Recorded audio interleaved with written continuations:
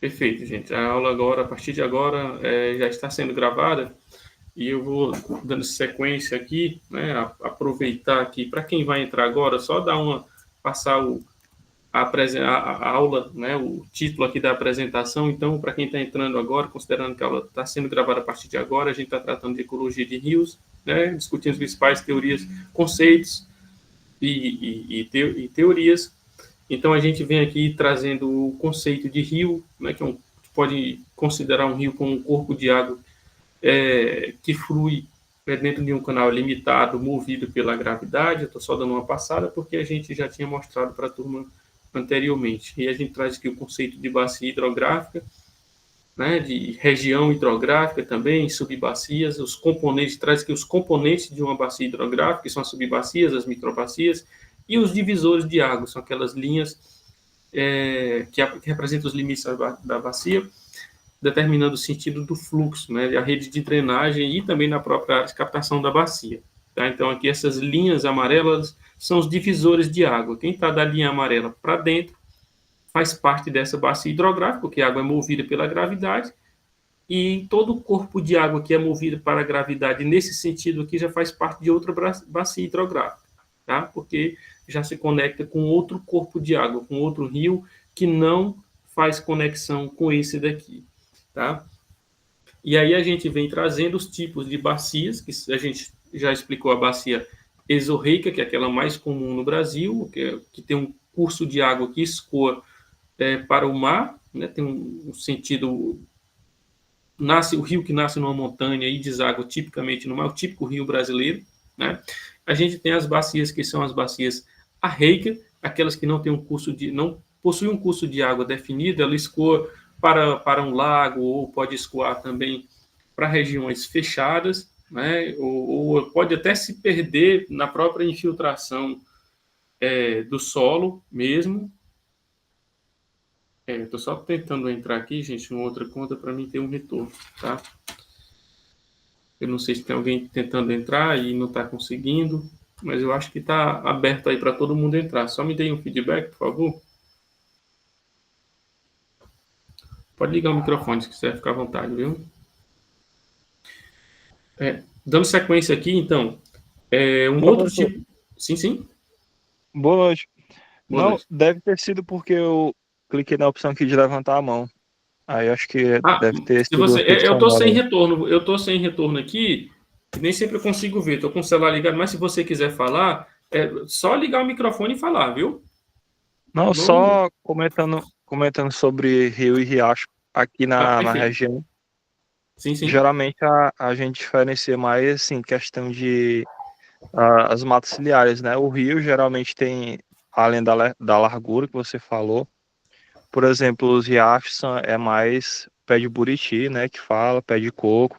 Então, geralmente é sempre assim. Não sempre, né? Mas a grande maioria. Além da água ser mais fria, talvez porque tem um conjunto de árvores ali mais compactados. E o rio não, é algo mais abrangente, né? Mais largo e tal. A gente diferencia assim, mais assim, um senso comum, né? Nada científico, nem nada. Perfeito. Você está falando de onde? Falando de Buriti, riachos com Buritis, de uma região de Cerrado, por exemplo? Isso, Cerrado, justamente, Uruçuí, Piauí. Perfeitamente. Pelas características aí da vegetação ciliar, eu já imaginei, né? Bom, mas é isso, cara, mas é isso. Né? Os rios e os riachos, embora não tenham uma diferenciação bem clara, mas no senso comum a gente sempre faz esse tipo de diferenciação. Inclusive, isso muda de região para região um pouco.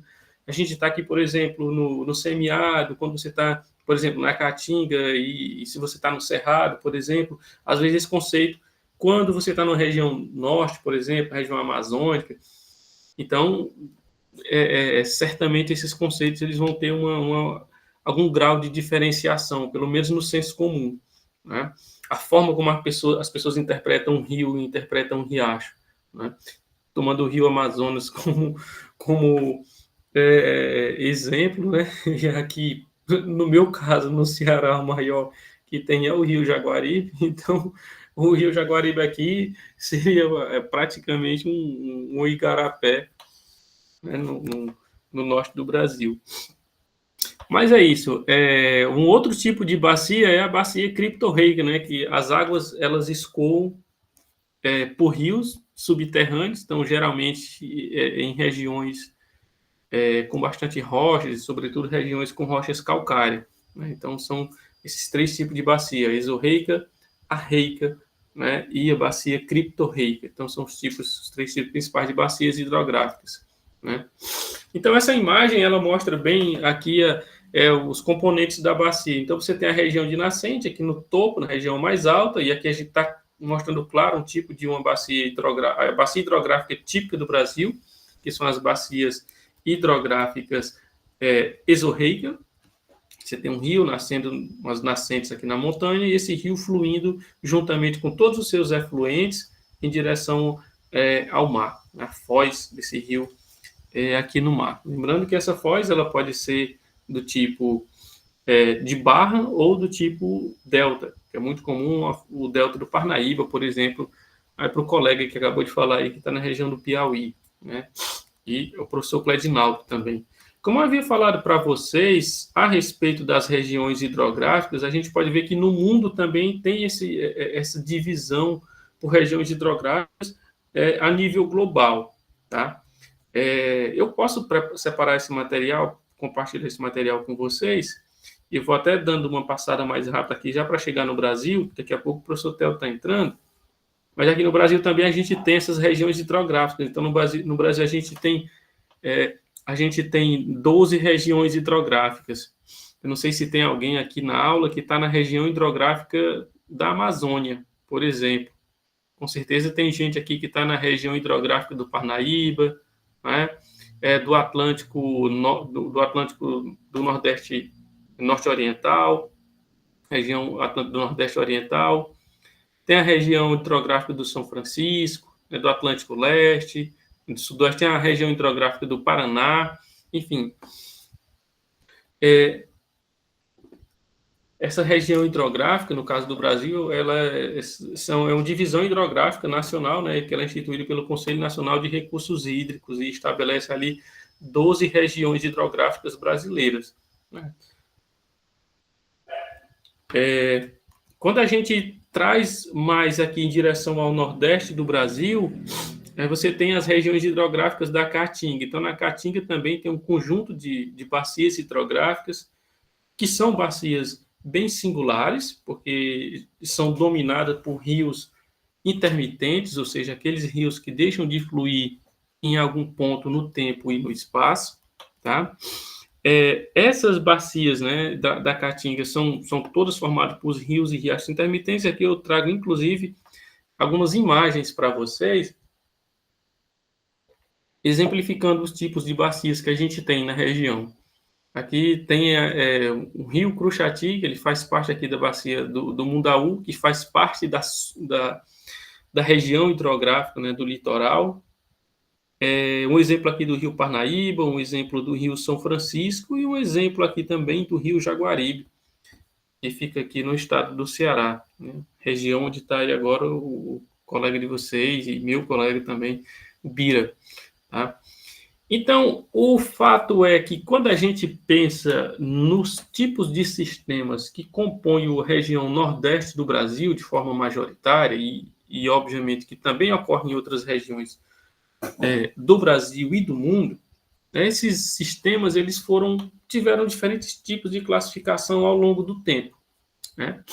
A gente pode dizer que um rio intermitente é aquele que deixa de fluir em algum ponto no tempo e no espaço, independente da causa. Ele é intermitente porque deixou de fluir. Tá? O seu curso de água foi interrompido. Então, ele é um rio intermitente. Então, o fluxo do rio, se eles cessam por diferentes causas. Né? E como eles também cessam por diferentes causas, eles possuem diferentes tipos de padrões de secagem. Então, você observa aqui nessa imagem que você tem um padrão de secagem aqui, onde o rio ele seca por completo. Tá? Seca por completo. Aqui você já tem um padrão de secagem, onde o rio ele começa a secar na região das nascentes, mas no trecho médio, no trecho intermediário do rio, ele permanece com água. Aqui você já tem um outro padrão de secagem que mostra o trecho médio seco e a região das nascentes, tanto do rio principal quanto dos afluentes, eles permanecem com água ali o ano todo ou na maior parte do ano. Isso é comum porque nas regiões de nascentes geralmente são regiões mais úmidas e esses riachos geralmente fluem o ano todo, né? Se você chega, por exemplo, né, aqui onde eu estou, você passa aqui no rio principal que corta aqui a cidade, corta não, o rio margeia aqui a cidade, esse rio ele não está fluindo, mas alguns riachos aqui da região das nascentes, se você vai aqui na região das serras, esses riachos estão fluindo, né? Embora o fluxo desses riachos não seja o suficiente para manter o fluxo do rio principal, tá? De modo que esse rio principal ele é intermitente. Aqui você tem também um outro tipo de padrão, que é um padrão onde o rio ele seca só no meio, tá? Mas na parte mais baixa do rio, né, no baixo curso e no alto curso, ele permanece com água, tanto no alto curso quanto no baixo curso, tá? Isso acontece geralmente aqui de você ter água no baixo curso por influência do estuário, tá? Aqui você tem um outro tipo de padrão que é onde o rio ele se desconecta em diferentes regiões. Então o rio se desconecta ele tem desconexão tanto nas nascentes quanto no médio curso, no baixo curso, tá?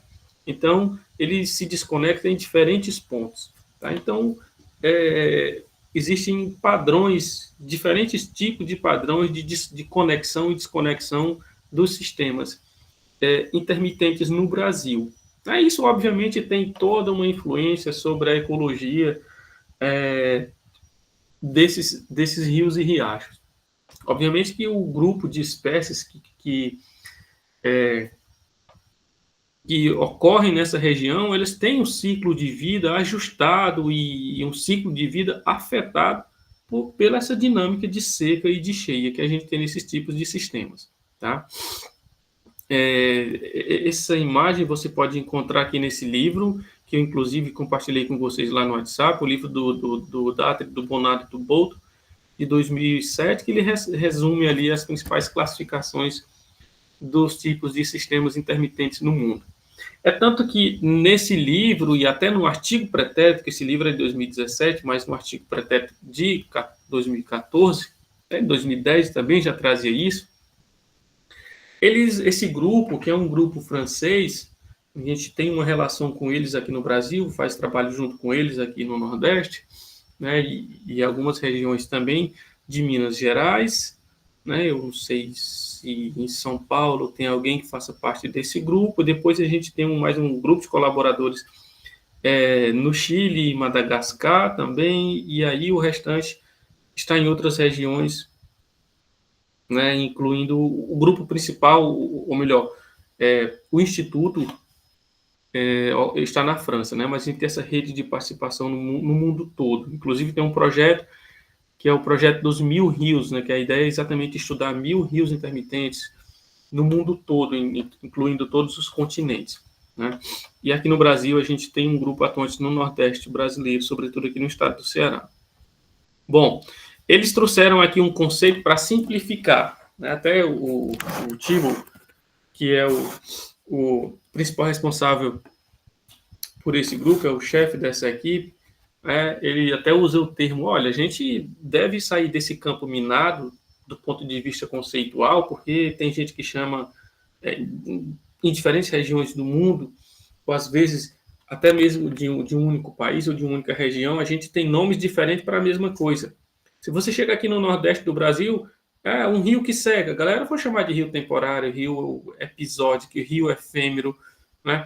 Rio intermitente, tem vários nomes, rios de sequeiro, tem vários nomes que as pessoas dão para esses rios, e se a gente for classificar cada um desse tipo de sistema, a gente vai perder muito tempo e não vai levar a gente a lugar nenhum. E não para se livrar do que eles chamam desse campo minado, até de natureza semântica, eles desenvolveram um acrônimo, um conceito, e aí usa o acrônimo IRIS, né, que é para se referir a todos os rios intermitentes, a rios intermitentes e riachos efêmeros. Então, eles pegam esses três conceitos, rios intermitentes, ou melhor, esses dois conceitos, né, rios intermitentes e riachos efêmeros, e chamam isso de e englobam esses tipos de sistema, né? Eles dizem que rios intermitentes e riachos efêmeros são todos os fluxos de água,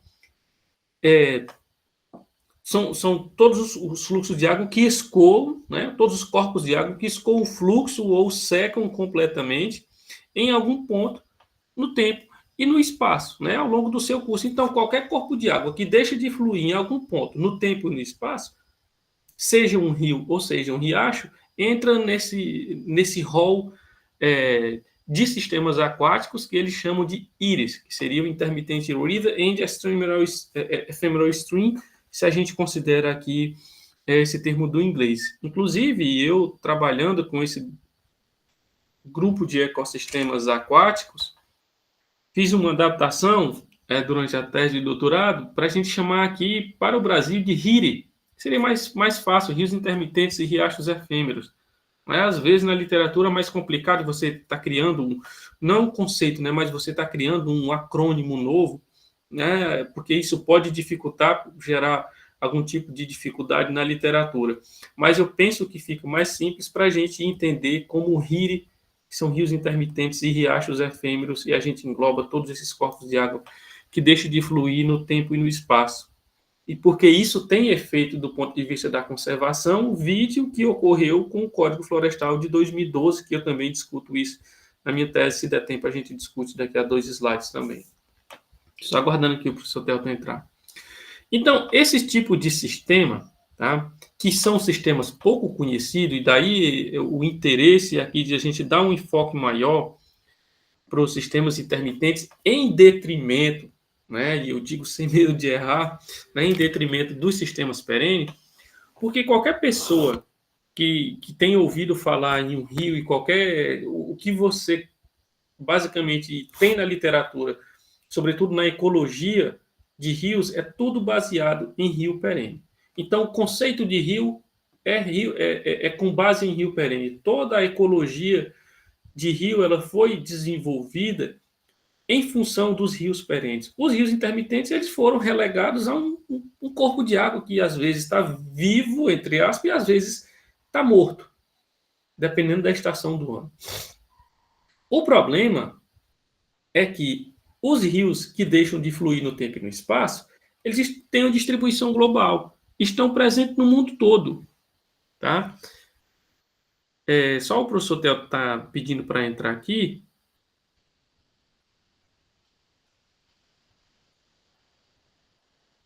E deixa, eu acho que, não sei se eu consiga aceitar. Pessoal, eu vou só mandar um áudio para o Telto aqui que eu não sei se ele vai conseguir aceitar, ele vai conseguir acessar aqui, tá?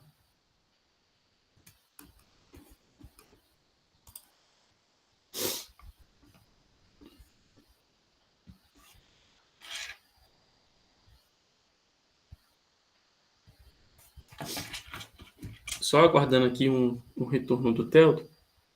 Tá bom, gente? Enquanto eu aguardo esse retorno, eu vou dando prosseguimento aqui, tá? Bom, então esse tipo de sistema ele tem uma distribuição global. É tanto que os rios intermitentes ocorrem em todos os continentes. No Brasil, ocorre em todos os biomas do Brasil. Você encontra rio intermitente, né? Do Nordeste brasileiro ao Sul, ao Sudeste, né? Em todas as regiões do Brasil, você encontra rios que deixam de fluir em algum ponto no tempo e no espaço. O fato é que esses rios eles ocupam hoje mais da metade da rede fluvial global. E com o cenário atual de mudanças no atual cenário, né, de mudanças climáticas, se torna urgente a gente compreender a estrutura e o funcionamento desse tipo de sistema, até porque os sistemas intermitentes são o futuro dos rios perenes, ou seja, ou melhor, os rios, compreender os rios intermitentes hoje é se preparar para a gente compreender a estrutura desses rios que hoje estão perenes, porque muitos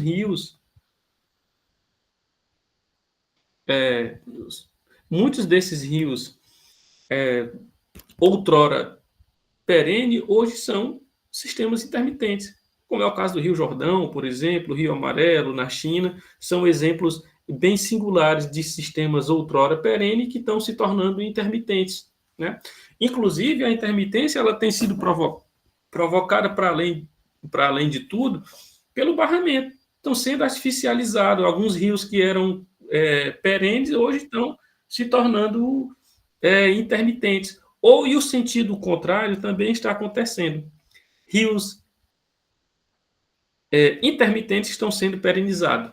Ou seja, o fluxo desses rios estão deixando de ser controlado de forma natural, pelo regime de chuva, né, pelas precipitações, para ser controlado por uma empresa de gerenciamento de recurso hídrico. Veja o que acontece aqui no estado do Ceará, por exemplo, com o Castanhão, o que acontece com qualquer rio, que raramente você encontra mais um rio hoje, sobretudo no Nordeste do Brasil, que não seja barrado. Então, as características naturais elas estão se perdendo. E os organismos que vivem nesses sistemas estão tendo o seu curso de vida, o seu ciclo de vida alterado e precisando se ajustar de uma maneira que eles não conseguem se ajustar de forma tão rápida quanto essas mudanças estão acontecendo, né? Quando a gente analisa aqui esse gráfico, ele é um gráfico de 2019, do artigo da Shumilova e colaboradores, e uma galera aqui do Brasil também, mostrando a distribuição dos rios intermitentes no mundo. Veja que esse gráfico ele não mostra só esses pontos, não é só não é só porque onde não tem ponto não tem rio intermitente. Não. Esse gráfico está mostrando rios intermitentes que são estudados por esse grupo de pesquisadores. Óbvio, se você analisar um gráfico desse daqui antes de 2014, não, na verdade, esse aqui é um dos primeiros de 2019 que aparece um pontinho aqui, ó, no Brasil. É exatamente aqui onde o nosso grupo de pesquisa vem atuando nos últimos tempos. Tá? Depois aqui, nos trabalhos mais recentes, a gente já tem outros trabalhos distribuídos aqui no Brasil, mas a gente começou a levar os rios intermitentes do Brasil para o cenário internacional.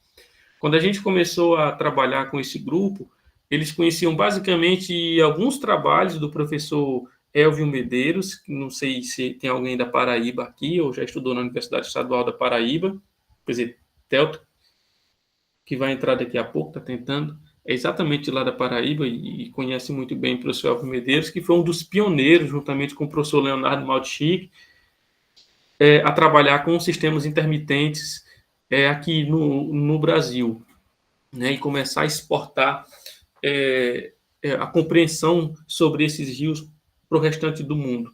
Tá? Então, esses tipos de sistemas que ocorrem aqui no Nordeste do Brasil e em outras regiões do Brasil, eles compõem mais da metade da rede fluvial global. Né? Que a gente tem algumas imagens, por exemplo, aqui no Brasil, a gente tem uma imagem de rio intermitente aqui na Namíbia, tá? Um rio intermitente na Espanha, aqui na Austrália, tá? Na China, aqui nos Estados Unidos. Tá? Bom, e aqui no semiárido brasileiro, então são exemplos de rios intermitentes aqui no semiárido brasileiro. Dando sequência aqui, gente, enquanto o professor Telto entra, tá? Só mostrando para vocês uma coisa interessante, é que esses sistemas, eles têm um aspecto bem interessante do ponto de vista estrutural e ecológico também. Os rios intermitentes do Nordeste do Brasil, e que também ocorre em outras regiões do Brasil, mas sobretudo os rios intermitentes no Nordeste do Brasil, tá? O professor Telto acabou de entrar e eu estou só finalizando essa parte aqui, já para passar a palavra ao professor Telto. Theo, tu tá me ouvindo? Pode ligar o microfone aí? Oi, tô ouvindo. Estão me ouvindo? Perfeitamente, perfeito, Theo. Só finalizando essa parte aqui, Theo, para você entrar, tá bom? Tranquilo. A gente teve um pequeno atraso aqui, porque o link não estava conseguindo gravar e teve que criar um novo link para que a nossa aula e, sobretudo, também sua participação fique gravada para que a galera possa assistir depois. Mas só dando prosseguimento aqui, os rios intermitentes aqui do semiárido brasileiro têm uma característica interessante, tem um regime hidrológico bem singular, né? Um trabalho do professor Elvio Medeiros, ele traz que os sistemas intermitentes do Nordeste, a gente pode dizer que eles têm 3 fases hidrológicas bem definidas, que na verdade a gente já está usando até 4, né? Que tem uma fase que a gente chama de fase de reenchimento, né?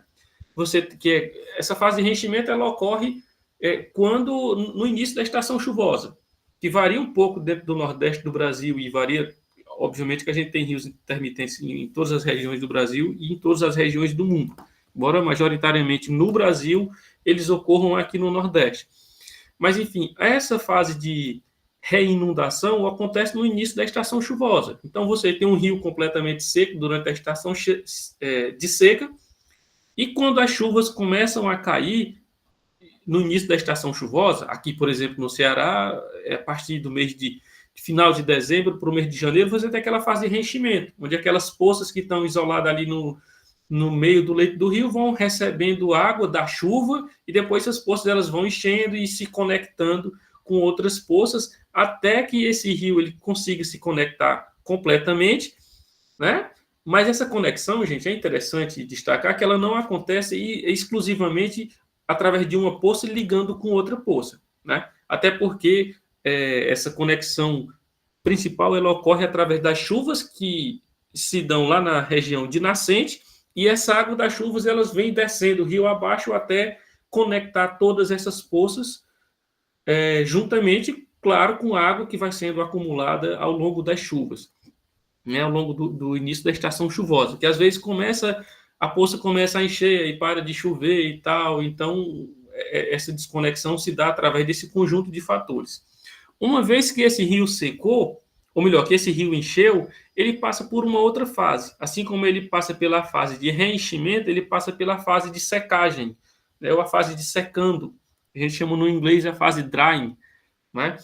Então, essa fase de secagem é exatamente no final da estação chuvosa, que é o que está acontecendo agora para a gente aqui, né, no Ceará, e certamente que está acontecendo na região da Paraíba também. Não sei se o Theo está na Paraíba, onde é que o Theo está. Está onde, Theo, hoje? Tô na Paraíba. Cheguei antes da Bahia. Tô na Paraíba. Theo está na Paraíba, chegou antes da Bahia. Pronto, perfeitamente. Então, nesse momento, a gente está iniciando aqui uma fase de secagem. Os rios estão começando a secar. Daqui a pouco, esses rios que estão ainda com fluxo de água conectado, né, ainda perene, daqui a pouco esses rios vão começar a secar e formarem poças isoladas aí ao longo do leito do rio. Né, e a gente chama, o fluxo vai desconectando até formando essas poças. As poças vão ficando isoladas a partir do momento em que a estiagem aumenta, essas poças vão diminuindo de tamanho e ficando isoladas ali ao longo do leito seco do rio.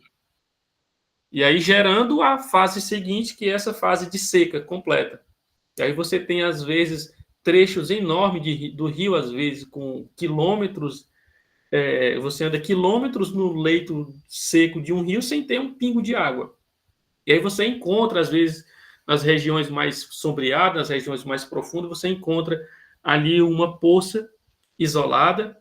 Às vezes as poças elas estão próximas das outras, às vezes elas estão mais distantes, mas essas poças que estão isoladas, gente, elas desempenham um papel essencial do ponto de vista da ecologia desses sistemas, porque elas são a única fonte de água para manter os peixes que estão dentro desses sistemas, para manter todos os organismos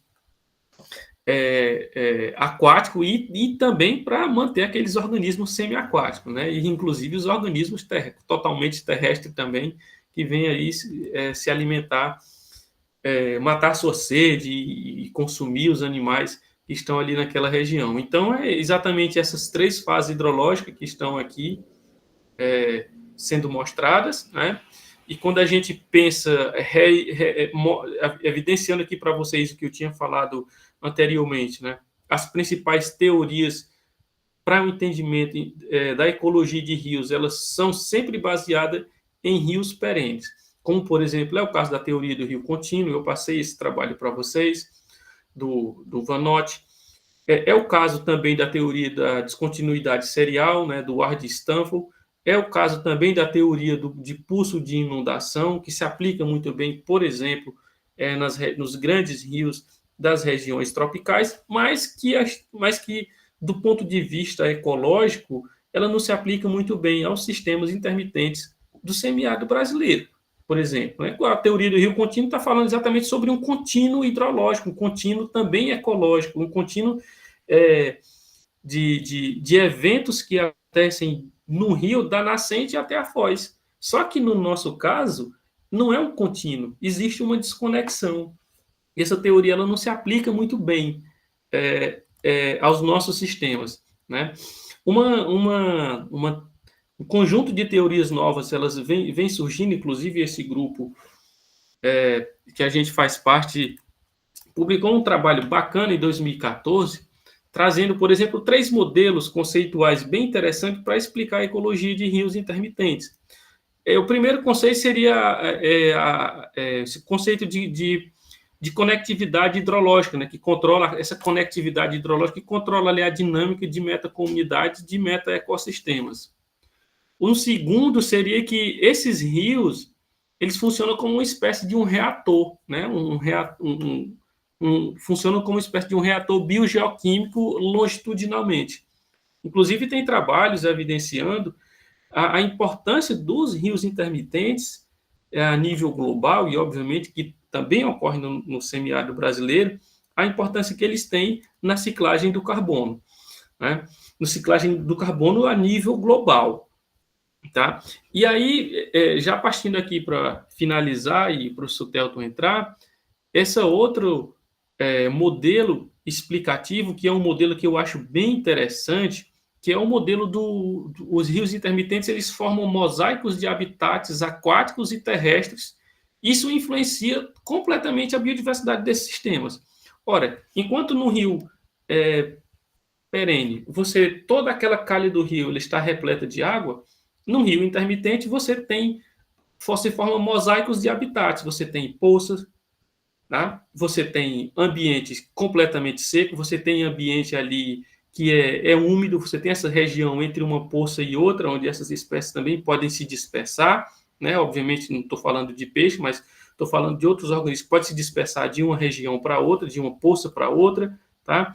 E o fato é que uma área que no rio intermitente ou no rio completamente seco, tá? No rio perene ou no rio completamente seco, no rio completamente cheio era ocupada só por organismos aquáticos. No sistema intermitente formando esses mosaicos de habitat, essa mesma área pode ser ocupada por diferentes grupos de organismos, aquáticos e não aquáticos. Por exemplo, essas poças podem ser ocupadas e são ocupadas por peixes, né? Ocupada também por um conjunto de macroinvertebrados. Por exemplo, esses macroinvertebrados eles são atrativos para a chegada de anfíbios que passam a ocupar aquela região que, se fosse num sistema perene, era ocupado basicamente por organismos, só por organismos aquáticos. Uma vez que esses anfíbios chegam ali atraídos por um conjunto de macroinvertebrados, você também chega a alguns répteis atraídos pela presença daqueles anfíbios. E, obviamente, esses répteis, além de ocupar essas regiões aqui semiaquáticas, também ocupam o leito seco do rio, quando esse rio está completamente seco, tá? Essa imagem aqui, ó, da esquerda, e essa imagem aqui da direita é do mesmo rio no mesmo ponto, aqui e aqui, tá? O mesmo ponto do rio Cruxati, tá? Bom, uma vez que esses répteis aí estão, eles atraem também outros grupos de animais que podem vir predar esses répteis, animais que podem vir para cá, ocupar esse sistema em busca de se alimentar dos peixes, outros que vêm se alimentar dessas sementes, dessas plantas anfíbias que ficam ali ocupando esse espaço, esse conjunto de mosaicos de habitats. Você tem aves de rapina que passam a ocupar aquele espaço. Você tem, por exemplo, alguns mamíferos que vêm ali em busca de se alimentar desses anfíbios, às vezes se alimentar, enfim, dos animais que estão ocupando aquela região que outrora era ocupada por água e agora passa a ser ocupada por um conjunto de outros animais.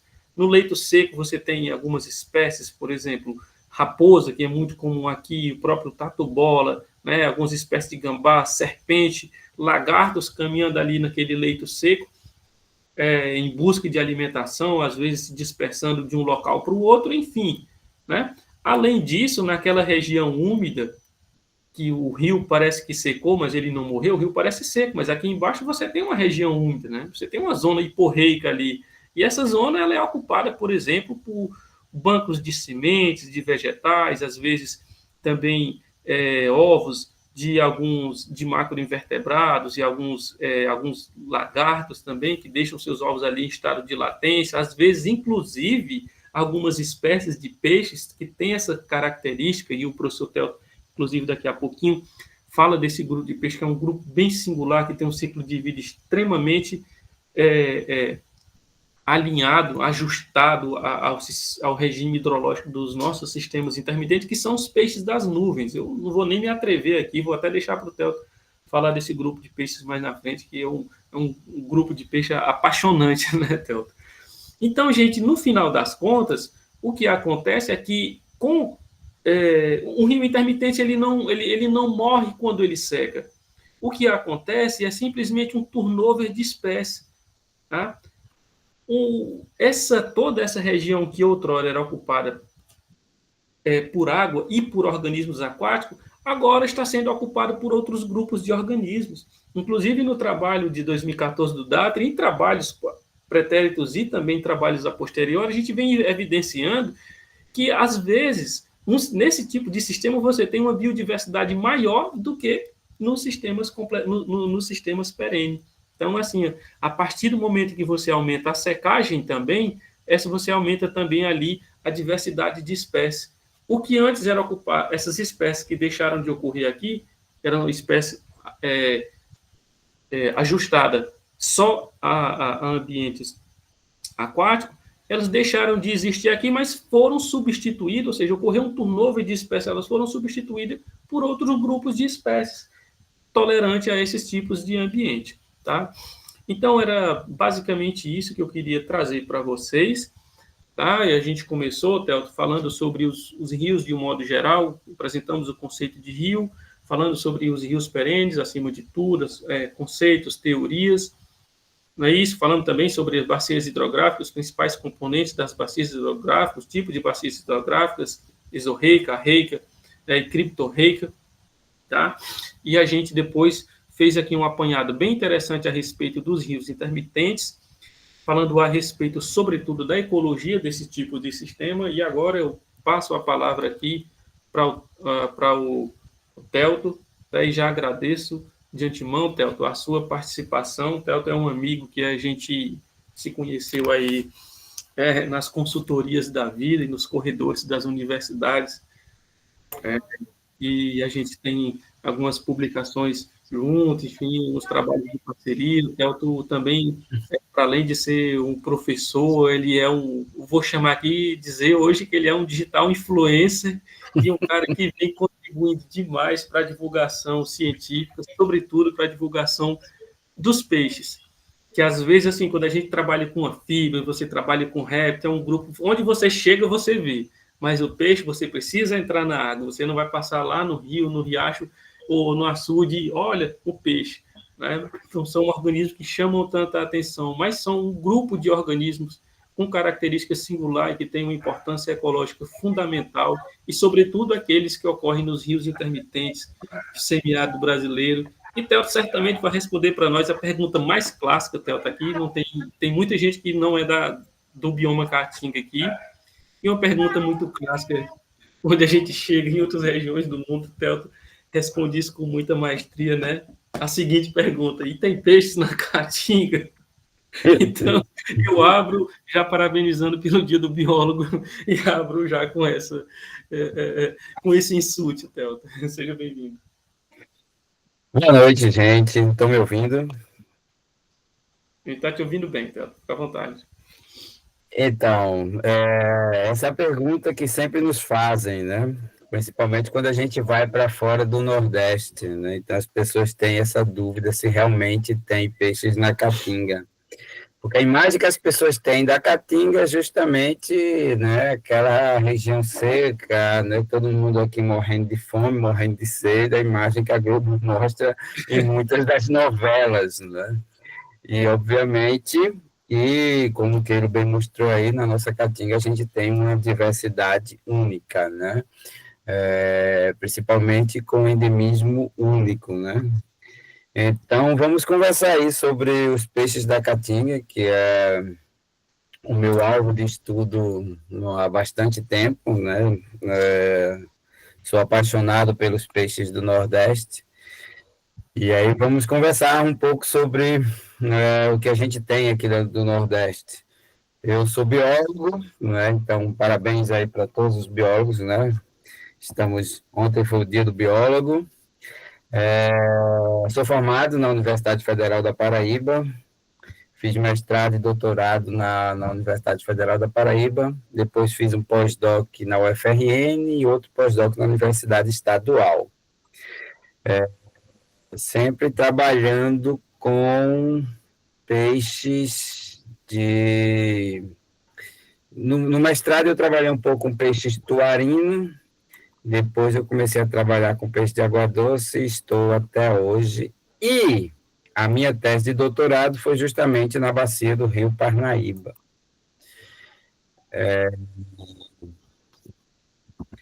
Está aparecendo minha apresentação? Agora, deixa eu ver. Está aparecendo? Sim, Teto. Aparecendo. Agora começou.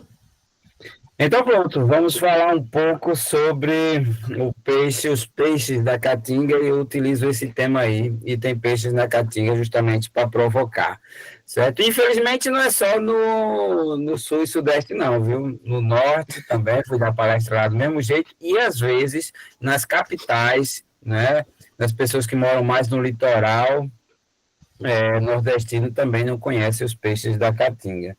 Então a gente pergunta, se tem um peixe da Caatinga, alguém muitas vezes não sabe, né? Não sabe citar uma espécie de peixe que a gente tem na nossa Caatinga, mas nós temos, sim, uns poucos peixes na Caatinga, eu acho. Vocês acreditam? E aí vem... Tem uma aluna aqui que já deixou uma mensagem aqui, que é seguidora dos peixes da Caatinga. Inclusive, acabei de compartilhar lá aqui no grupo da turma o link lá para vocês acessarem e sigam o Instituto Peixes da Caatinga e também comprem as blusas, as canecas, enfim, vamos ajudar a esse projeto massa do Teto. Então foi justamente aí que eu virei blogueiro, né? Que eu virei digital influencer, né? Justamente para divulgar, né, um pouco dos peixes da Caatinga. Eu vou falar um pouco disso na frente. Mas a imagem que as pessoas têm da Caatinga é aqui, ó. Tá aí um pesquisador trabalhando na Caatinga com a tarrafa na mão procurando peixe. Então, muitas vezes, essa é a imagem que as pessoas têm, tá aí, Telto, procurando peixes na Caatinga. E eu, obviamente, que dou uma provocada quando eu vou para o sul e sudeste para acertar isso, né? Nós estamos na região zoogeográfica chamada de neotropical, que é essa região verde aqui embaixo, onde nessa região nós temos a maior diversidade de peixes de água doce do mundo, certo? Dos 37 mil espécies de peixes descritas para o mundo, nós temos cerca de 9 mil espécies nessa região aqui, nessa ecorregião aqui, certo? E no Brasil, né, que está dentro dessa região aqui, né, nós temos cerca de 3.600 espécies, foi o número de espécies que a gente avaliou quando fez a última avaliação das espécies de peixes ameaçadas de extinção do Brasil, certo? E na Caatinga? Será que tem peixe na Caatinga? Bom, ele já deve ter mostrado para vocês, mas essa é a nossa região aqui de Caatinga, né? Então, aqui quase todos, aliás, todos os estados do Nordeste estão aqui, tem uma certa área na Caatinga, Inclusive, uma pequena área aqui no estado do Maranhão também está na Caatinga. Então, o Maranhão é o que tem menos, não é? É a área da Caatinga, e o estado do Ceará é o único estado que está completamente todo dentro do semiárido brasileiro, dentro da que a gente chama de Caatinga.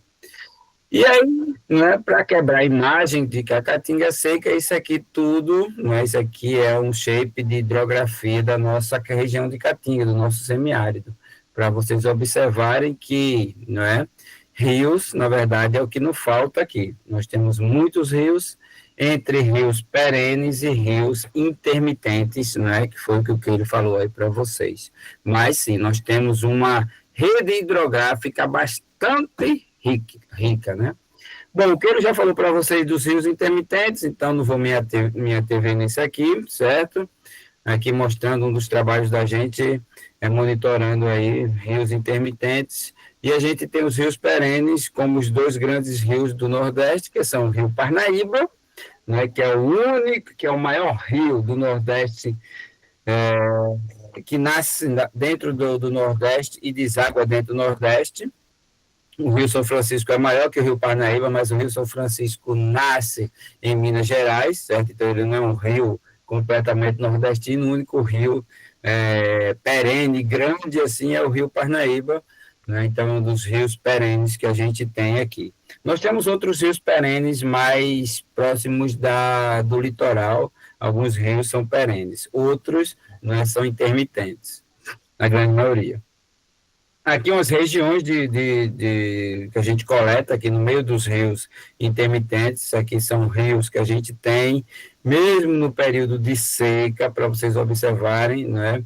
Para poder quebrar essa imagem de que a gente é tudo seco. Não, na verdade, a gente tem cachoeiras, tem nascente de rios nas serras, né? Então, a gente tem rios perenes, então a gente tem uma grande hidrografia bastante interessante.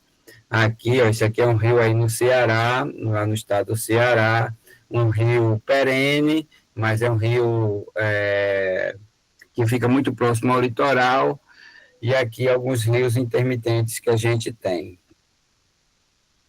Olha aqui, esse aqui é o Rio São Francisco, que é perene, aqui o Rio Paraíba, aqui na Paraíba, e aqui são imagens do Rio Paraíba, aqui no período de seco, aqui lá no Brobló, viu? Aqui é de setembro, outubro, novembro, com bastante água, mostrando que mesmo os rios intermitentes, em algumas porções, principalmente nas porções mais próximas do litoral, eles têm bastante água. E tem anos que muitos desses rios não secam, né? E aqui a gente tem as lagoas temporárias, que são lagoas que duram pouco tempo, né? Duram em torno de 3 meses, certo? E nessas lagoas onde estão nossos queridos e amados, idolatrados, salve, salve, peixes das nuvens. E sim, a Caatinga, nós temos uma grande diversidade de peixes da Caatinga, certo? O primeiro trabalho feito na Caatinga sobre a diversidade de peixes da Caatinga foi publicado em 2003 pelo professor Ricardo Rosa, né, e colaboradores, é um professor aposentado daqui da Universidade Federal da Paraíba. Eles fizeram o primeiro levantamento de peixes da Caatinga, elencando 237 espécies. Depois nós atualizamos os dados em 2017, nós atualizamos os dados do trabalho do professor Ricardo, e nós elencamos 387 espécies de peixes na Caatinga. Constantemente eu tenho atualizado essa lista, e nós temos hoje cerca de 433 espécies de peixes na nossa Caatinga. Lembrando que no Brasil tem em torno de 3.600, então 12,5% da ictiofauna do Brasil está na Caatinga. Nós temos 402 espécies nativas e 237 espécies endêmicas, ou seja, espécies que só ocorrem na Caatinga.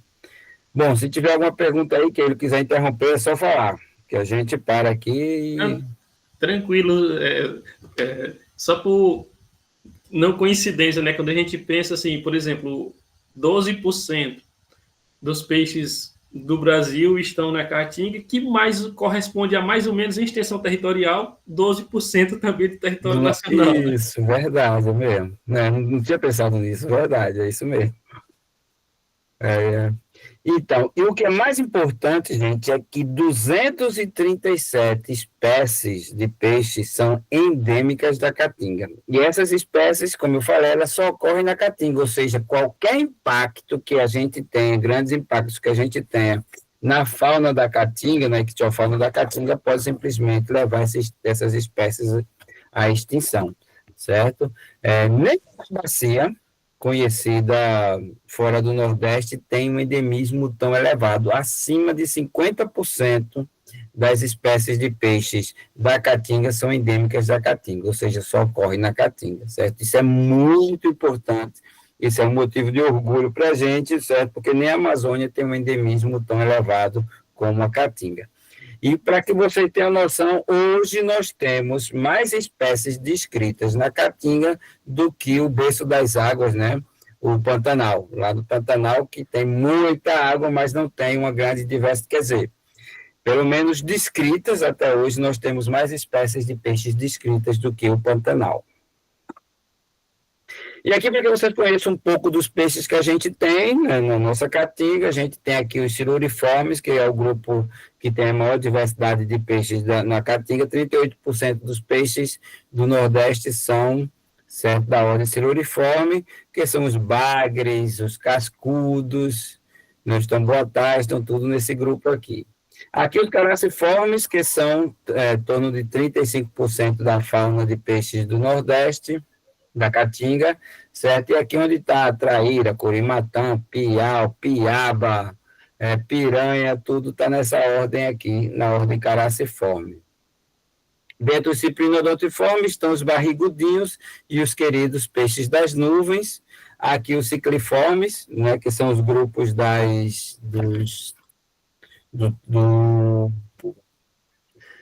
cará, do cará preto, do corral, né, da famosa tilápia, que não é uma espécie do Brasil, né, do tucunaré, que não é uma espécie do Nordeste, mas estão todos aqui dentro de cicliformes. Nós temos gimnotiformes, que são do grupo dos peixes elétricos, nós temos raias de água doce, então nós temos uma boa diversidade de peixes na nossa Caatinga. Então, para que vocês conheçam, né, alguns peixes da nossa Caatinga, está aqui o surubim, aqui os cascudos, tamboatá, bagres, e aqui, para que você tenha um conhecimento, nós temos um dos maiores peixes do Brasil, que é o Brachypatystoma filamentosum, que é esse bagre aqui. Essa foto é de um pescador lá do rio Parnaíba. Esse peixe pode chegar a 2,5 metros, e nós temos ele lá na bacia do Parnaíba, certo? Que a grande parte da bacia do Parnaíba está dentro da Caatinga, certo? Então, na Caatinga, nós temos um dos maiores peixes de água doce do Brasil. O maior peixe de couro, né, do Brasil é esse Brachypatystoma que nós também temos na Caatinga. Peixes utilizados no aquariofilismo, como os coridores aqui, né, e peixes muito apreciados na alimentação, que são os surubins. Ali a ordem siluriforme, aqui é a ordem dos caraciformes, certo? Então, como eu falei para vocês, piranha, que os parentes daqui é uma traíra, que é o iu, parente da traíra, piau, isso aqui tudo são piabas, tem uma grande diversidade de piabas, curimatã, cacundinho, certo? Então, a gente tem aqui a piranha, a gente tem aqui uma grande diversidade, isso aqui é chamado de piaba-cachorro. Então, a gente tem aqui uma grande diversidade de caraciforme, aqui para vocês conhecerem os cicliformes, né, o cará preto, o cará aqui, o jacundá.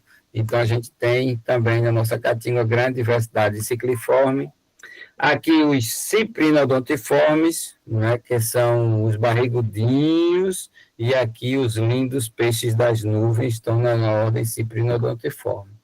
E a gente tem outras ordens com número menor de espécies, como aqui o simbrancos, o mussum, certo? Que é um cimbranquiforme, tem o peixe-agulha, as pessoas só conhecem de rios ou de estuários, mas tem também na água doce.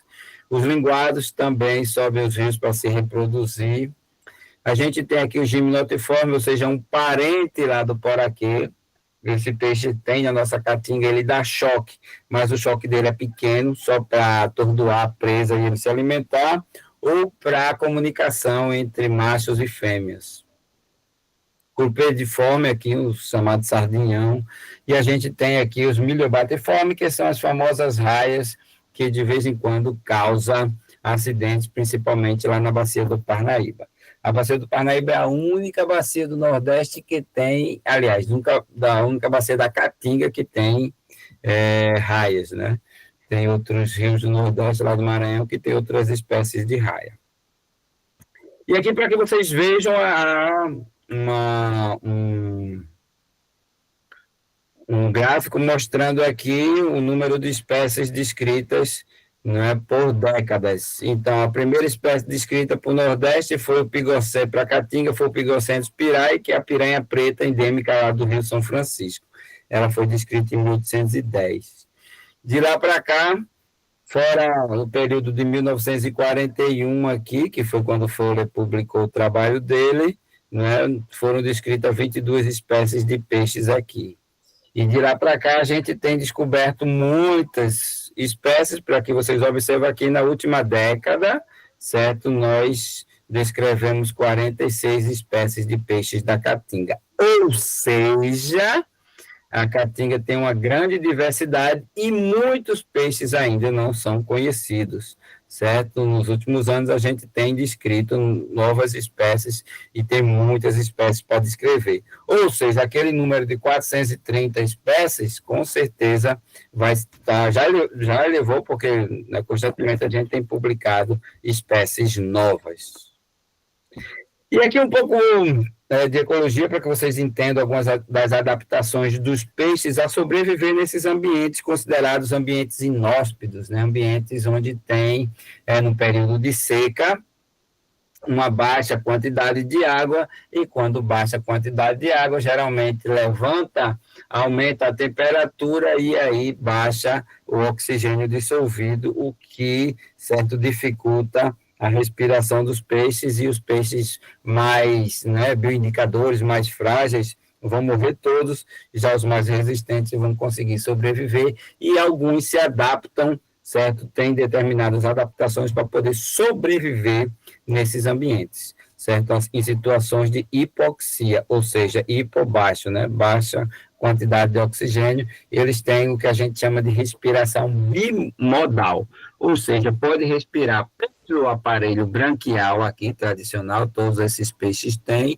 mas também pode respirar, certo, por outras partes do corpo, como aqui os cascudos, que tem o estômago aqui bem vascularizado para respirar. Nós temos aqui o grupo das traíras, o IU aqui, que tem a bexiga natatória altamente vascularizada e também consegue respirar fora d'água.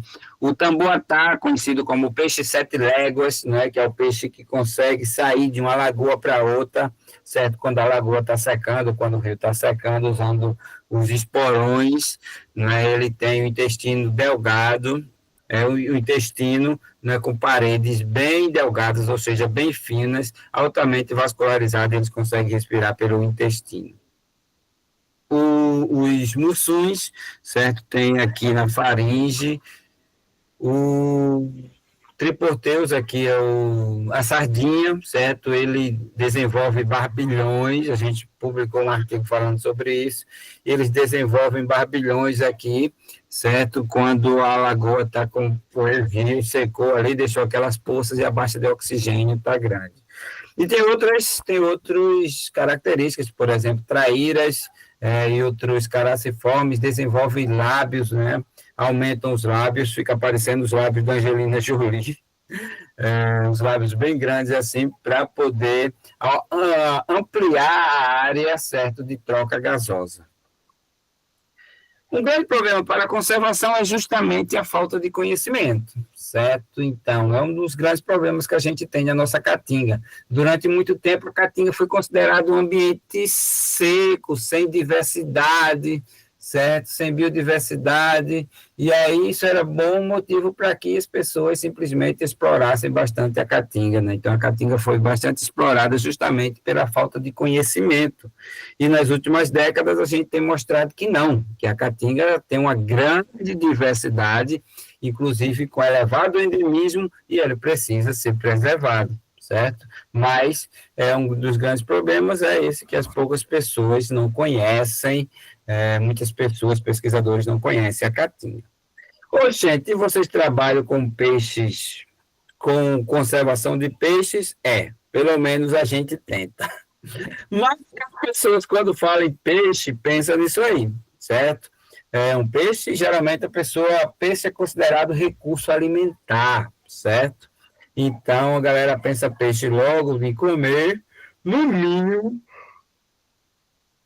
Alguém pode gostar de um peixe pelo aquariofilismo, né? Então, algumas pessoas criam peixe assim, tem um certo carinho para o aquariofilismo, mas peixe não é considerado fofofauna, certo? Então, muitas pessoas não têm, a maioria das pessoas não tem esse carinho por peixe como tem por um gato, como tem, sei lá, até cobra, tem pessoas que têm carinho por cobra, certo? Mas os peixes, geralmente, certas pessoas não têm muito carinho, certo? Então, você vê aí muita gente pedindo para não matar cobra, certo? Mas você não vê ninguém dizendo para não matar peixe, certo? Lembrando que as leis, peixe é considerado um animal como os outros, obviamente, certo? E as leis que servem tanto para uma onça, ou seja, uma pessoa pode ser presa por maus tratos a uma onça, ele pode ser preso por maltratos a peixes, certo? A lei não diz só mamíferos, não, a lei diz animais, certo? Então, obviamente é difícil, né? Alguém, sei lá, processar o outro porque está maltratando um peixe, certo? Mas, na lei, isso é proibido, certo? Então, em tese, você não poderia matar um peixe, quer dizer, né? Depende de como for aquela morte, mas maltratar um peixe é considerado crime ambiental, certo? Então, não estou ao vivo assim, não estou presente ao lado de vocês para fazer essa pergunta assim e ver a cara de vocês, mas geralmente eu pergunto lá, por exemplo, certo? Quem sabe o que é um peixe das nuvens? Escrevam aí para depois eu olhar. Quem, né, que não for seguidor dos peixes da Caatinga, certo? Já tinha ouvido falar nos peixes das nuvens antes do Queiro, certo? Ou dessa minha palestra. Então, coloca aí que depois eu vou olhar, viu? Então, os peixes das nuvens são os peixes, né, que hoje eu considero o grupo de peixes que tem a maior diversidade de peixes de água doce do Nordeste, da nossa Caatinga, certo? Eles estão ultrapassando aí, em termos de diversidade, as piabas. As piabas eram o grupo de peixes com maior riqueza na Caatinga, mas agora, com a quantidade de rivolídeos que a gente tem descoberto e descrito, certo? Os rivolídeos certamente já passaram os caráceres, né? O grupo das piabas. E aí os peixes das nuvens, certo? São chamados de peixes das nuvens porque o pessoal do interior, certo? Criou essa ideia, certo? Obviamente, uma ideia bastante lógica, porque esses peixes vivem em poças temporárias, poças essas que secam completamente no período de estiagem, certo? E aí, no entanto, esses peixes aqui, certo? Antes da lagoa secar, essa água aqui toda vai evaporar, e aí essa água vai evaporar e vai lá para o céu e leva também os ovos desses peixes, certo? Então, esses ovos desses peixes vão lá para as nuvens, e depois que chover, esses pingos vão levar os peixes lá, os ovos lá para aquele local, e depois, certo? Esses ovos vão eclodir e aí vão surgir os peixes das nuvens. Vocês acreditaram no que eu disse? É verdade ou é mentira? Escrevam aí, viu? Depois eu vou olhar as respostas de vocês, certo? E aí o sertanejo, quando via os peixes, olha só, os peixes estão vindo de onde? Das nuvens, é óbvio, né? a poça estava lá completamente seca, choveu e apareceu os peixes. Então, sertanejo que não é burro, né, obviamente, disse assim, ó, vem das nuvens. Então, são chamados de peixes das nuvens, ou peixes anuais, porque aparece de ano em ano, ou peixes das chuvas, né, porque eles caem, entre aspas, das chuvas. Mas, na verdade, o ciclo de vida desses peixes, certo, não é bem como eu falei. Esses peixes vivem realmente em poças que enchem com a água da chuva, certo? Mas eles colocam os ovos enterrados nessas poças. Então, quando as poças secam, certo? Os ovos vão ficar lá enterradinhos, e aí, quando chover novamente, os bichos vão aparecer, certo? Então, esse é o ciclo de vida, e esses peixes têm cerca de 3 a 4 meses, que é o tempo que essas poças temporárias vão ficar cheias, e aí, esses 3, 4 meses aí, eles passam o tempo todo se reproduzindo o tempo todo para enterrar os ovos lá e garantir, assim, a nova geração, certo? A próxima geração. E aí vai passar 6, 7 meses, pode passar anos, 2, 3 anos sem chover naquela lagoa, e quando chover novamente, os ovos vão eclodir, as populações vão se restabelecer. Como eles são lindos e maravilhosos, aqui, os peixes das nuvens, esses coloridos são os machos, então os machos são bem bonitões, bem coloridos, inclusive eles são utilizados no aquariofilismo, certo? E aqui, por exemplo, é uma fêmea, a fêmea geralmente não é colorida, certo? São coloridos os machos, porque os machos que têm que atrair as fêmeas para a reprodução, certo? Então, tá aqui os machos, e esses machos, eles fazem uma determinada corte, certo? Para poder atrair a fêmea para o ninho, e aí eles vão, né, a fêmea vai soltar os ovos lá naquele ninho, e os machos vão soltar o esperma, e assim ocorre a fecundação. E aí os ovos ficam enterrados embaixo lá do solo, né, até chover novamente, certo?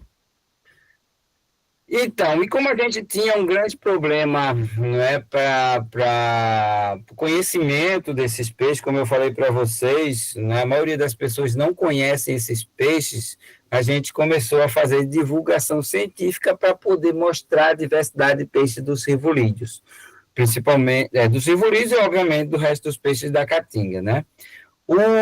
Os rivolídeos, né, que é a família desses peixes das nuvens, eles são o grupo de peixes mais ameaçados da caatinga, certo? 41 espécies de peixes, não, 52 espécies de peixes a gente tem ameaçada de extinção na caatinga, 36 são espécies de rivolídeos, são desses peixes das nuvens, certo? Então, é um peixe que vive lá numa lagoazinha daquela, e aí no período de seca, fica tudo seco, é muito fácil o cara passar o trator ali e simplesmente levar toda aquela terra e aí matar todos aqueles ovos e aí extinguir uma espécie dessa, certo? E o que é retado e o que vocês divulgam? Então, a gente divulga, né, os peixes da caatinga. A gente fala sobre a diversidade de peixes da caatinga, a gente mostra as espécies que a gente está descrevendo, né? Então, constantemente, eu tenho mostrado quais são os peixes que a gente tem na nossa caatinga, certo? Aqui, para vocês observarem, uma boa das diversidades que a gente tem aqui, jacundá, os geófagos brasilienses, que é o cará, aqui outras espécies de rivolídeo, aqui o mussum, jacundá, peixe canivete, coridoras, piau três pintas, cascudo, certo? Então, a gente tem uma grande diversidade de peixes na nossa linda e maravilhosa caatinga.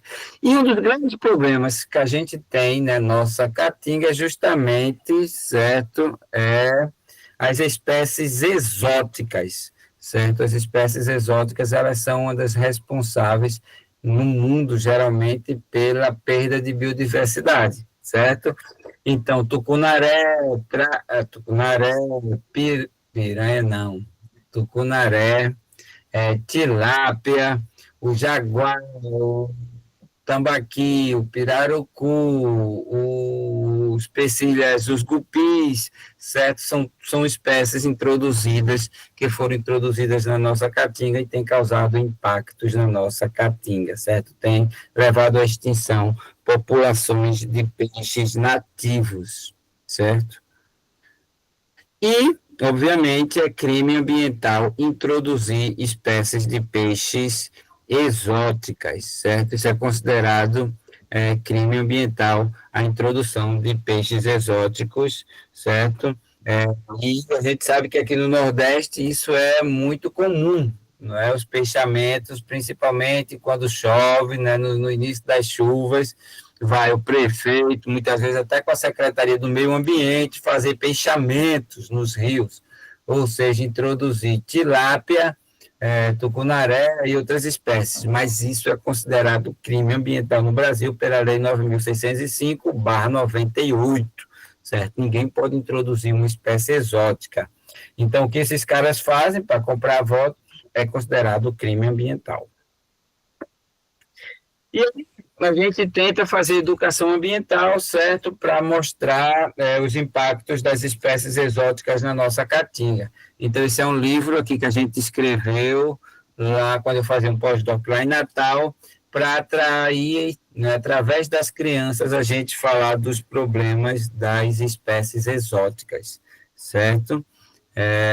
Então, esse é um livro paradidático que é distribuído nas escolas do Rio Grande do Norte. Eu não lembro qual é a série, mas que ele é bem distribuído lá nas escolas públicas lá do Rio Grande do Norte, certo? Então, através desse livro, a gente quer mostrar os impactos das espécies exóticas na fauna nativa, certo?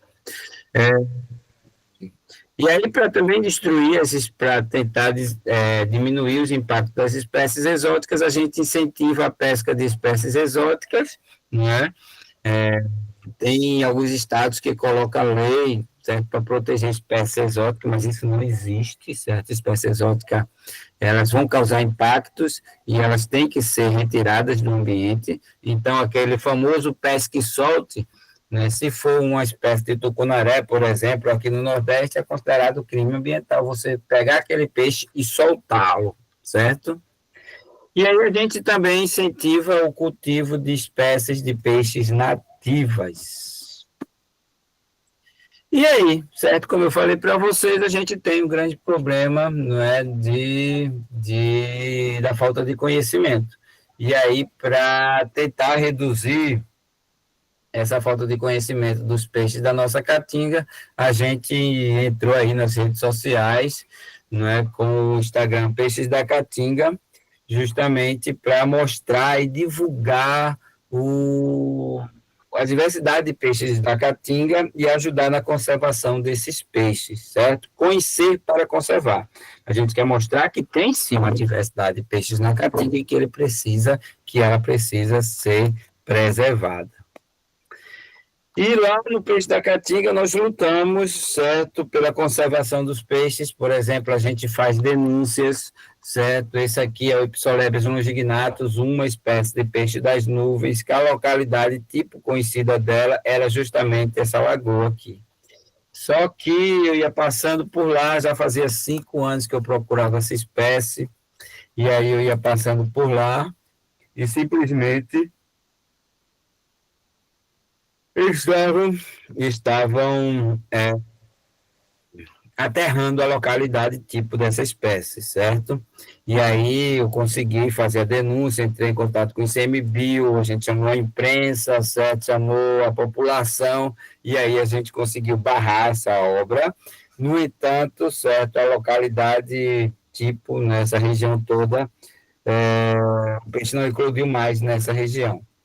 A sorte que a gente encontrou numa poça que não foi aterrada, né? Então a espécie não foi extinta, mas quase, certo, essa espécie foi extinta se a gente tivesse deixado eles continuarem com essa obra. E essa obra está barrada, aliás, eram 3 obras, estão barradas até hoje, certo, lá no estado do Ceará que a gente fez a denúncia. Então, lá no Peixe da Caatinga, a gente faz denúncia, a gente mostra as espécies de peixes que tem na Caatinga, as ameaçadas de extinção e quais ameaças né, tem prejudicado esses peixes. Nós fazemos divulgação dos projetos que a gente tem na Caatinga, certo? Então, quem aí trabalhar com algum animal aquático, certo? Ou outros grupos, né? De ambientes, nos ambientes aquáticos, e quiser divulgar aí, é só fazer um vídeo falando do projeto que a gente divulga, certo? Então, a gente tem essa meta de divulgar os projetos que têm sido desenvolvidos com a fauna aquática da Caatinga. A gente mostra também aí, tentando quebrar algumas fake news, certo? E aí a gente fala aqui, por exemplo, da ferroada da raia, como é que cura, como é que cuida, né, do acidente com raia. Mostra aí, né, algumas fakes que surgem, certo? A gente procura explicar. A gente fala aqui, ó, alguns vídeos que viralizam, como esse vídeo de uma traíra aqui, um monte de vermes nos olhos da traíra. Então, a gente tenta explicar tudo isso para a população lá no nosso Instagram. A gente mostra as novas espécies de peixes que a gente descreve e a gente tem procurado colocar nomes, né, chamativos. Por exemplo, esse aqui é o Parotocico jacksoni, em homenagem a Jackson do Pandeiro, certo? E é uma espécie que foi bastante divulgada aqui na Paraíba. Então, é o objetivo da gente que as pessoas conheçam essa diversidade, certo? Então, a gente tem colocado esses nomes. Aqui na Paraíba, a gente faz educação ambiental nas escolas e eventos, certo? Se tiver algum evento do meio ambiente, semana de biologia, semana do meio ambiente e outros eventos que tem aqui, a gente sempre participa para divulgar os peixes da Caatinga. É engraçado que geralmente aqui em João Pessoa, eu moro em João Pessoa, é litoral, não é? E aí a gente vai lá participar dos eventos, aí todo mundo lá falando de tubarão, tartaruga, corais, certo? E a gente entra lá falando dos peixes da Caatinga. Lá no Instagram a gente também mostra as nossas expedições, certo?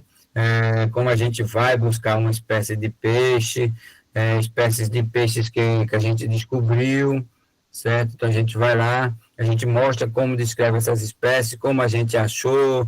Toda a expedição geralmente eu mostro nos stories lá do Peixes da Caatinga.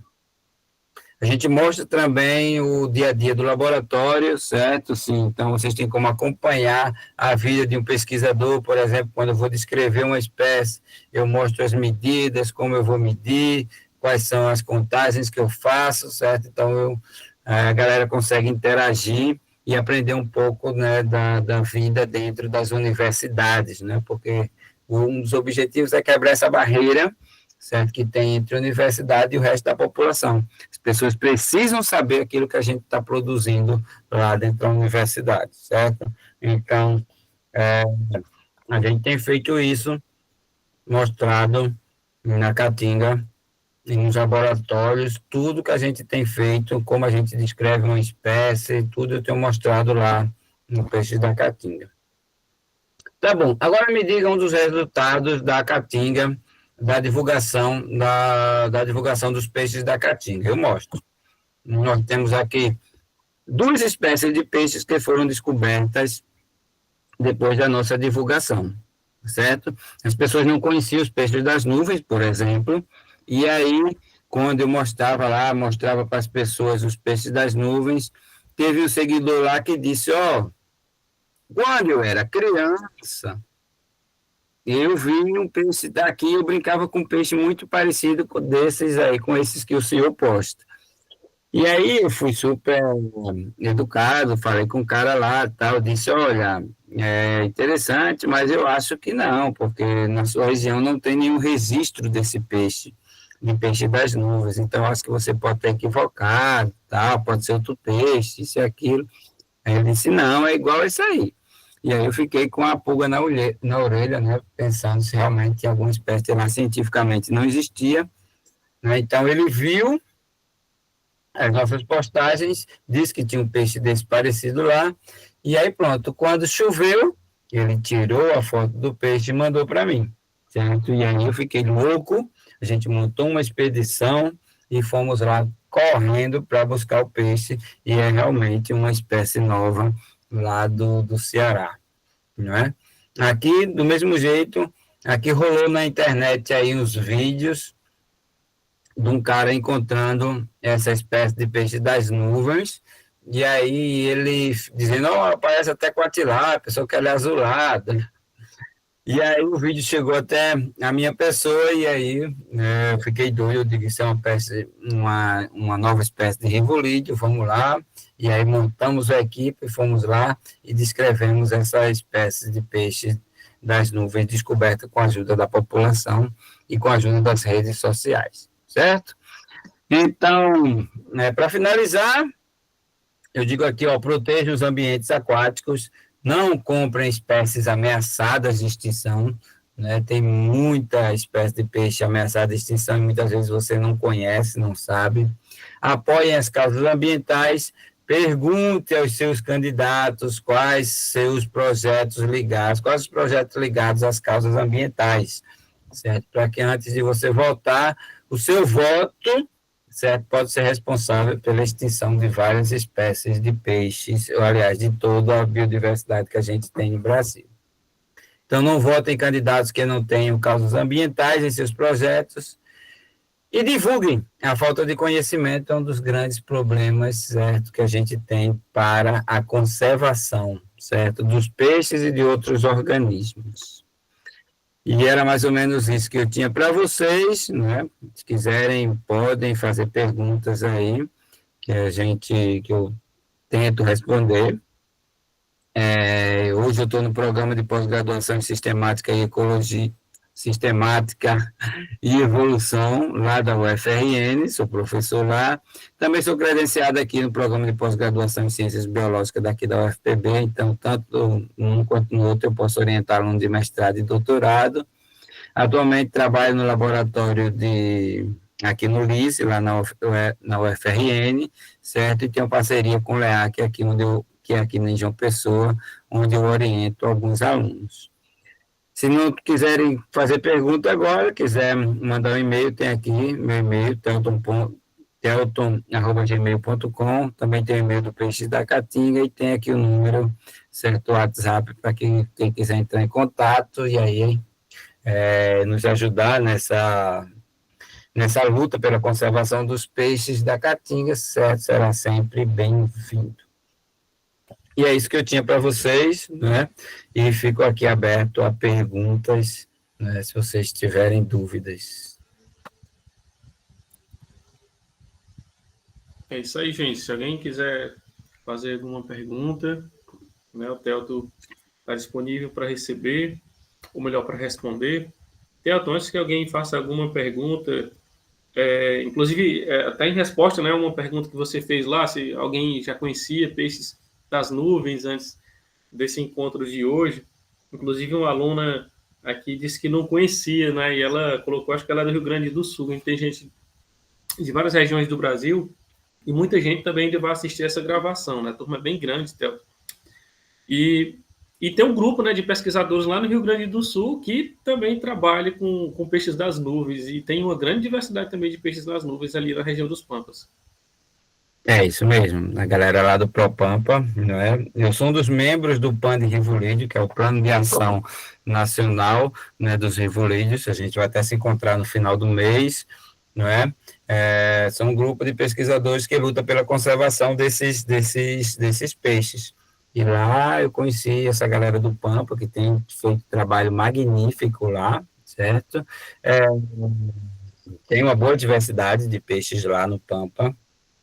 Aqui na Caatinga tem poucas pessoas trabalhando com os peixes das nuvens. Eu, na verdade, sempre trabalhei com tudo, com a diversidade, já descrevi, né, desde piaba até peixe elétrico, descrevi várias espécies, mas o grupo que eu tenho trabalhado ultimamente, certo, o meu projeto ultimamente tem sido com os peixes das nuvens, justamente para ajudar na conservação desses bichos, e como eu sou taxonomista, eu descrevo espécies. A gente tem procurado novas espécies para, né, mostrar que a nossa Caatinga tem uma grande diversidade de peixes, né, e também de peixes das nuvens. Tem muitas espécies, eu estou com as 3 espécies aí